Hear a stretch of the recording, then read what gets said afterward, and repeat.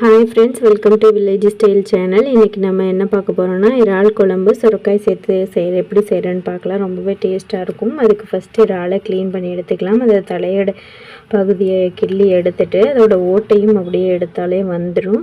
வாழை இழுத்திங்கன்னு சொன்னால் வந்துடும். எல்லா இறாலையும் க்ளீன் பண்ணி எடுத்துட்டு அப்புறம் பார்த்திங்கன்னா இறாலோட முன்பகுதியிலையும் பின்பகுதியும் ஒரு நூல் மாதிரி கருப்பாக இருக்கும். அதையும் நம்ம எடுத்தாலே வந்துடும். அதையும் எடுத்துகிட்டு நல்லா அலசி வச்சுக்கலாம்.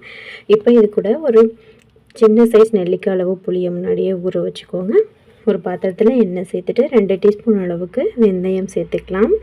வெந்தயம் நல்லா சிவந்து வந்ததுக்கப்புறம் 1 கப் சின்ன வெங்காயத்தை சேர்த்து அது கூட வதக்கிக்கலாம்.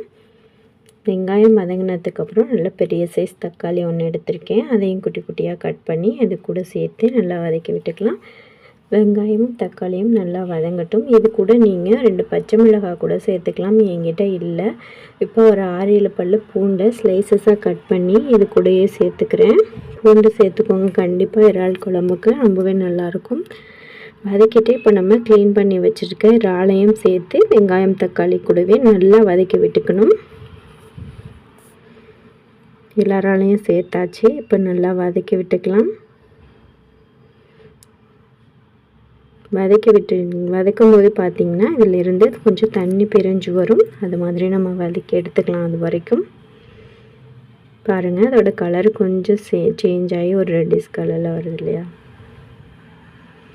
வதக்கி விட்டுக்கலாம். இதோட தண்ணியெல்லாம் பிரிஞ்சு வருது.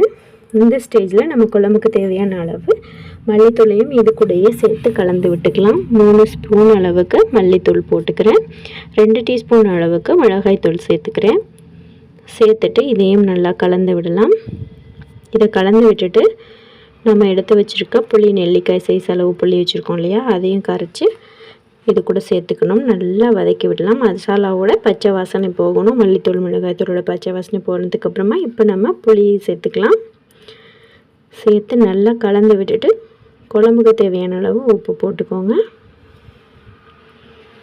உப்பு போட்டுட்டு அதையும் நல்லா கலந்து விடலாம்.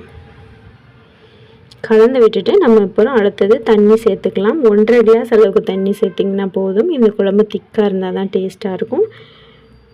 1.5 கிளாஸ் தண்ணி சேர்த்துட்டு இதையும் நல்லா கலந்து விட்டுட்டு இப்போ நம்ம லைட்டாக கொதி வரட்டும். இப்போ நம்ம கட் பண்ணி வச்ச சுரைக்காயும் இது கூட சேர்த்துக்கலாம். எல்லா சுரைக்காயும் இது கூட சேர்த்து நல்லா கலந்து விட்டுக்கணும். எல்லா சுரைக்காயும் சேர்த்தாச்சு. இப்போ நல்லா கலந்து விட்டுட்டு ஒரு தட்டு போட்டு நல்லா மூடி வச்சிடலாம். மூடி வச்சுட்டு இடையில் ஒரு டைம் எடுத்து நம்ம அப்படியே கலந்து விட்டுக்கணும். இப்போ இதுக்கு தேவையான அளவு கொஞ்சமாக தேங்காய், ஒரு 4 வெங்காயம் சேர்த்து நல்லா அடித்து வச்சுக்கலாம். இப்போ ஒரு டைம் இதை கலந்து விட்டுக்கலாம். இன்னும் கொஞ்சம் வேகணும். கலந்து விட்டுட்டு மறுபடியும் ஒரு பிளேட் போட்டு க்ளோஸ் பண்ணி வச்சிடணும். இதோட எண்ணெயெல்லாம் பிரிஞ்சு வந்திருக்கும். இந்த ஸ்டேஜில் பாருங்கள், எண்ணெயெல்லாம் பிரிஞ்சு வந்துருச்சு. நல்லா கொதிச்சிருச்சு. குழம்பு ரெடி ஆயிடுச்சு. இந்த ஸ்டேஜில் நம்ம அரைச்சி வச்சுருக்க தேங்காயை சேர்த்து நல்லா கலந்து விட்டுட்டு ஒரு கொதி வந்ததுமே நம்ம இதை இறக்கிடலாம். இப்போ குழம்பு நம்மளுக்கு ரெடி ஆகிடும். ரொம்ப டேஸ்ட்டாக இருக்கும் ஃப்ரெண்ட்ஸ். இறால் குழம்பு டேஸ்ட் பண்ணி பாருங்கள். செஞ்சு பார்த்துட்டு இந்த வீடியோ பிடிச்சிருச்சுன்னா மறக்காமல் சப்ஸ்கிரைப் பண்ணுங்கள். சுட சுட சாதத்துக்கு கூட போட்டு சாப்பிட்டிங்கன்னா டேஸ்ட்டு சூப்பராக இருக்கும். இட்லி தோசைக்கு கூட சூப்பராக இருக்கும் ஃப்ரெண்ட்ஸ். ட்ரை பண்ணி பாருங்கள்.